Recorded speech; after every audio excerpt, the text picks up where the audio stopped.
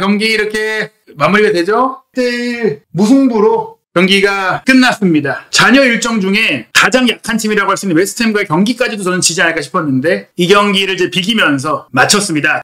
오늘 아무리 로테이션을 돌렸다고 하더라도 이걸 또 로테이션이라고 정말 볼 수 있을까? 저는 그렇게 생각을 해요. 마티스텔 사실 1월 달에 즉시 전력강 공격 라인에 똘랑키도 부상이기도 했었고 히샬리송 원래도 보데그림트와의 4강 1차전도 선발 출전을 했던 자원이고 오도베르도 유로파리그에서 주전으로 충분히 뛰던 선수이고 쿨루셉스키, 비스마, 사르 이 선수들도 사실 명확하게 최근에 사르와 비스마는 밀린 경향이 있지만 토트넘의 지난 2년을 돌아봤을 때는 주전급 자원이었어요. 특히 비스마는 최근 폼이 안 좋았다고 해도 초반 지난 시즌 포스텍에 가장 좋았던 10경기 무패 당시에 가장 더 잘했던 선수고 쿨루셉스키는 당장 올 시즌 전반기 최고의 선수로 뽑혔던 선수고 사르도 원래 포스텍 플랜에서는 A에 있던 선수고 다만 이제 포백 라인을 다 이제 쉬게 해준 부분들 포로, 로메로, 반더벤, 우도기. 근데 우도기는 사실 스펜스랑 저는 비슷하다고 보거든요. 단소 같은 경우는 사실 로메로 하이 호환이긴 한데 이 단소가 나왔다고 성과를 못 내는 게 당연한 수준의 선수는 아니란 말이에요. 물론 맞다. 토트넘이 로테이션을 많이 돌린 것은 사실이지만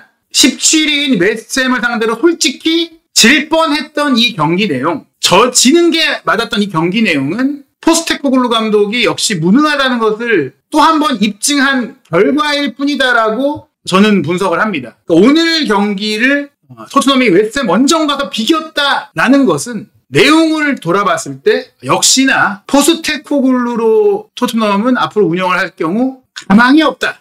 이것을 재확인한 경기였다. 이렇게 말씀드릴 수가 있고요. 오히려 저는 포터 감독을 토트넘이 새로운 감독으로 선임하지 않은 게 그나마 다행이구나. 포터가 왔을 경우에는 어쩌면 콘테 하위 호환이었겠구나. 브라이튼에서 정말 돌풍을 일으켰기 때문에 포터가 또 젊기 때문에 스타 선수 출신이 아니기 때문에 뭔가 좀 고평가가 됐지 사실 이 역습 위주의 축구 3백 기반으로 측면 위주의 공격을 했던 것이지 브라이튼 축구가 매력적이었던 건 데체리비가 왔을 때 오히려 더 매력적이고 도전적이고 더 센세이셔널한 축구와 성적을 냈던 거거든요. 물론 거기에 있어서는 3백을 기반으로 약간은 공격적인 역습 과정에서의 속공 패턴을 잘 만들었던 이 포터 감독의 영향력과 포터 감독이 쌓아놨던 것과 또 브라이튼이 아주 좋은 스카우팅을 했던 것이 분명히 이 데체르비 감독에게도 도움이 된 것이기 때문에 데체르비 감독 빨만으로 브라이튼이 잘했던 건 아니지만 그러나 포터 감독 자체는 조금은 과대평가됐다라는 것을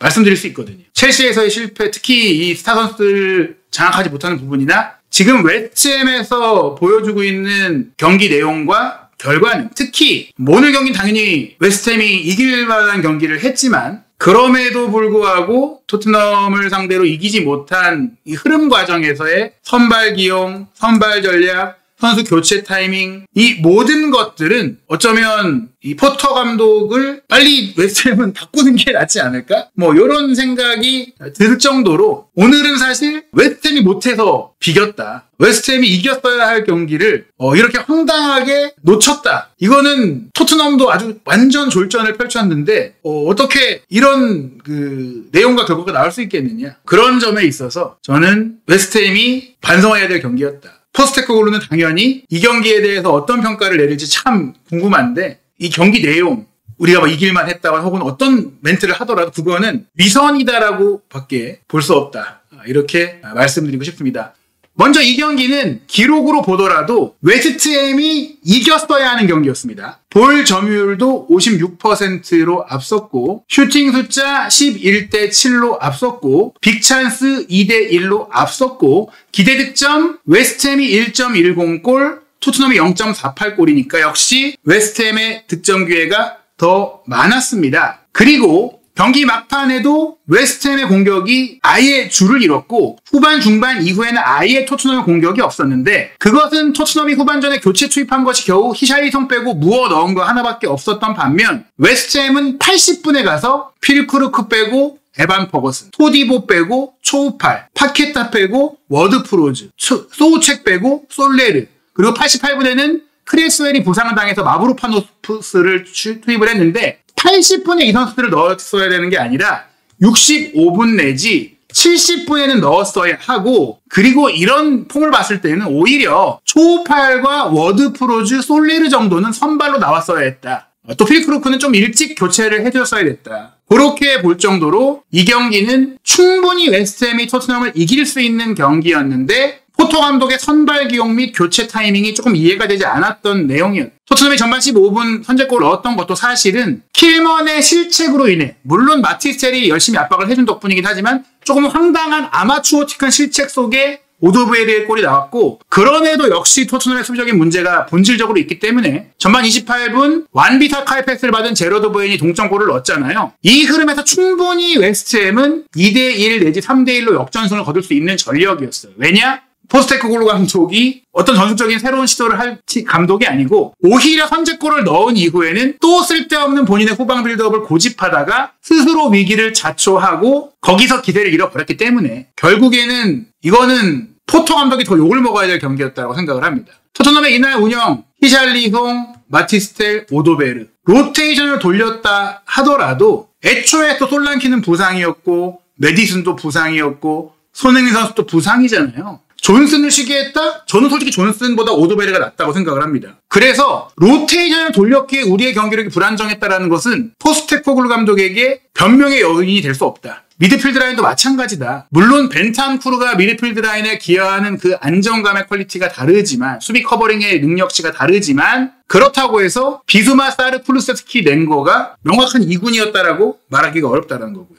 그 점 포백 라인이 조금 달랐지만, 저는 이날 그렇게 토트넘이 하이라인을 안 했기 때문에, 그렇다면 벤 데이비스의 배구 커버력이나 단소의 파이터 역할이나 스펜스의 왼쪽 풀백 역할, 심지어 또 오른쪽 풀백으로 시즌 대부분 굉장히 많이 뛴 그레이의 올 시즌의 활동 기록을 본다면은 토트넘이 이번 경기 로테이션을 돌렸지만 이렇게 무력한 경기를 펼친 게 주전 선수들을 뺐기 때문이다라고 포스테코글루 감독이 변명을 한다면 그거는 정말 파렴치한 변명일 것이다라고 말씀드리고 싶고요. 오늘 그래도 마티스텔이 잘했는데 그 이유는 마티스텔이 이날 경기에 가장 공격적인 위치를 차지했기 때문이에요. 손흥민 선수보다 마티스텔이 잘해서가 아니라 마티스텔이 왼쪽에 있고 오도베르가 오른쪽에 있었는데 존슨이 보통 여기 가서 막 기다리고 있잖아. 근데 오늘은 오도베르가 여기서 흔들어주고 수비 끌어주고 압박해주고 여러 가지로 열심히 뛰어줬어요. 또 그 과정에서 오도베르가 사이드에서 빛날 수 있었던 것은 포로가 아니라 그레이가 있었고, 그레이가 그나마 약간 안정 위주의 오른쪽 풀백 역할을 했기 때문에 어찌 보면 수비 라인이 평소보다 낮았고, 평소보다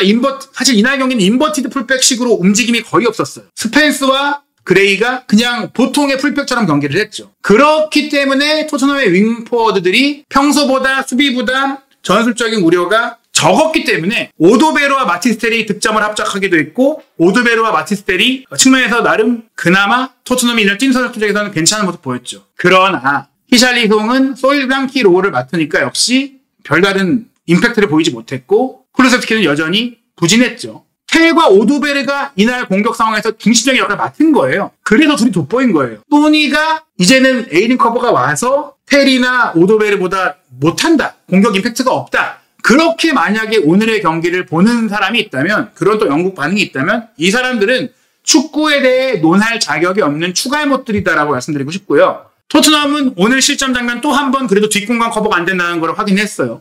스펜스 역시 마찬가지다. 완비사카의 패스, 3자 움직임, 2선 공격수인 제로드 보웬이 탁 치고 들어가면서 받았고, 여기서 대부분 컷백을 시도하는데 그냥 가랑이 뚫고 골 넣었잖아요. 그 상황에서 스펜스도 데이비스도 안 나왔다. 빨리 와야 되는데, 빨리 커버해줘야 되는데. 이거는 감독이 수비의 전술적 지침, 수비의 동선, 수비 전술을 짜지 않기 때문에 생기는 일입니다. 이런 상황이 됐을 때 자동적으로 선수들의 위치가 가야 돼요. 붙고 커버하고 반대 따라오고 뛰쳐들어온 선수 맞고 분담이 돼 있어야 돼요. 이 상대가 어느 위치에서 공을 잡았을 때 어떻게 가야 되는지 수비 전술이 있어야 돼요. 그게 없기 때문에 포스테코글루를 하루라도 빨리 잘라야 된다라고 말씀을 드리는 거예요. 코치들도 사실 능력이 이렇게 뛰어난 코치들이 아닌데, 그 코치들이 주도적으로 경기를 준비할 수가 없어요. 감독이 있으면. 그래도 저는 토트넘이 리그 강등은 피했으니까 아예 리그에서 개박살이 나가지고 막 팬들의 원성이 너무 자제하고 레비 회장도 더 이상 참을 수가 없어서 포스텍을 자르는 상황이 되길 바랬는데, 자꾸 졸전을 펼치면서도 애매한 결과가 나오니까 못 자르는 상황이 되고 있고 그게 너무나 지금 저는 안타깝게 생각을 하는 부분입니다.